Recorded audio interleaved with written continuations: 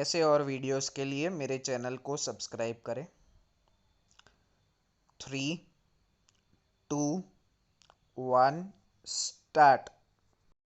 Already a quarter of our population lives in urban India. The proportion will rise to one-third by the turn of the century and cross the halfway mark within a few decades thereafter. This major demographic trend needs not only to be recognized but also encouraged.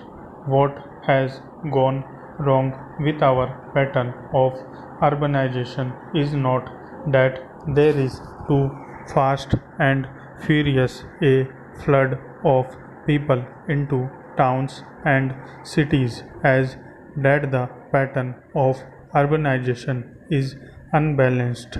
It is the larger metropolitan cities that are attracting the bulk of those coming in from the rural area. This severely strains the resources of the larger cities without conferring any real benefit on the rural areas from the new entrants have come. What we need is a rational pattern of urbanization. We need to see small and large towns growing in every district, drawing the bulk of their population from the surroundings rural hinterland. That way, the talent and enterprise of the people will remain to a large extent within the district.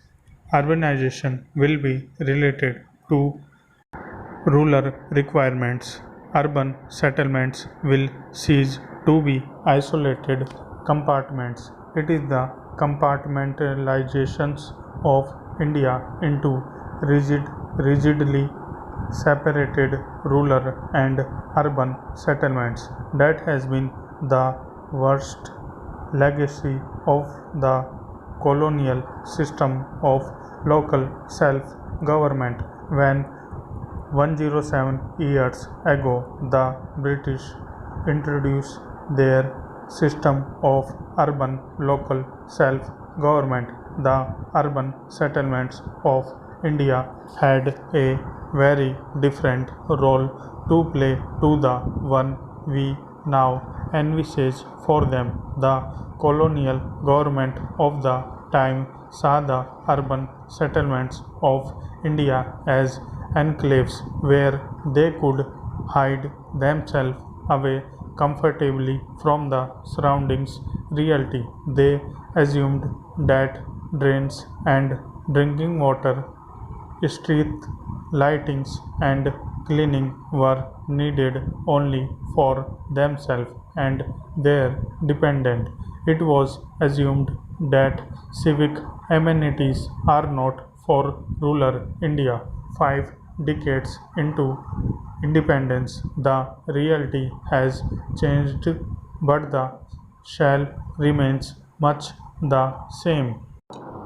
The law makes it obligatory to provide civic amenities for all recognized urban settlements, but the strained resources of the rural local bodies make it almost impossible for them to meet urbanization. It is also these settlements that will progressively and in phases serve as the focal point for industrial growth centers. Thus, we bring together the recommendations of the National Commission on Urbanization and our scheme of growth centers.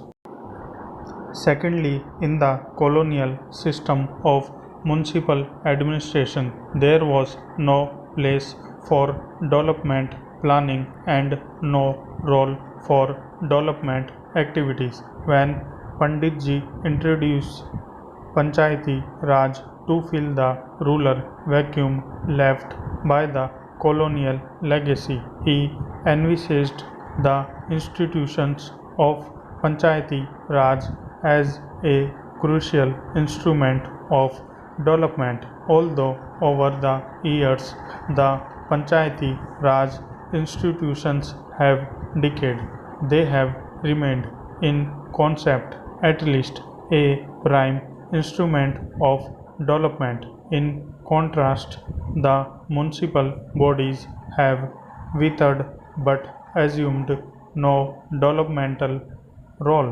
The development of India is not possible without planning for development in our urban settlements as much as in our rural settlements.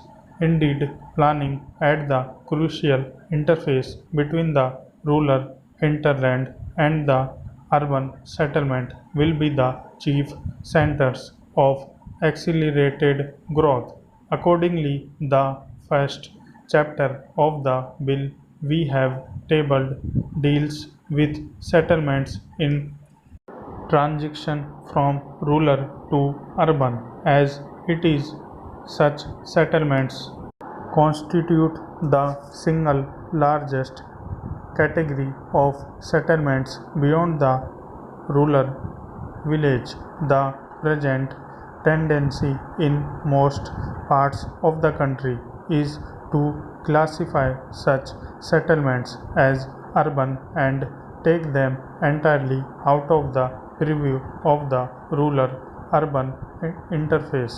We propose that instead of a growth of non viable urban local bodies at this end of the spectrum, local self-government in the Nagar Panchayats partake of the flavor of both rural administration and urban administration.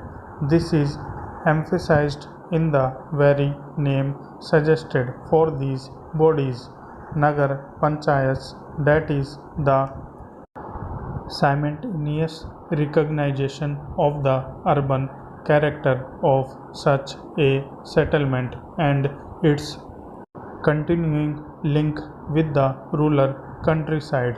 More to the point, the powers and responsibilities developed on Nagar Panchayats draw both from the rural hinterland to activity that can best be undertaken in the transitional settlement. This shall go a long way help the rural areas to get benefits of transition. The recognition and encouragement of Nagar Panchayats will draw away from the land the population that the village cannot support while retaining within the locality for the common benefit of the rural hinterland and the urbanization settlement. The talent and enterprise of those willingly to undertake the risk and the adventure of uprooting themselves from their villages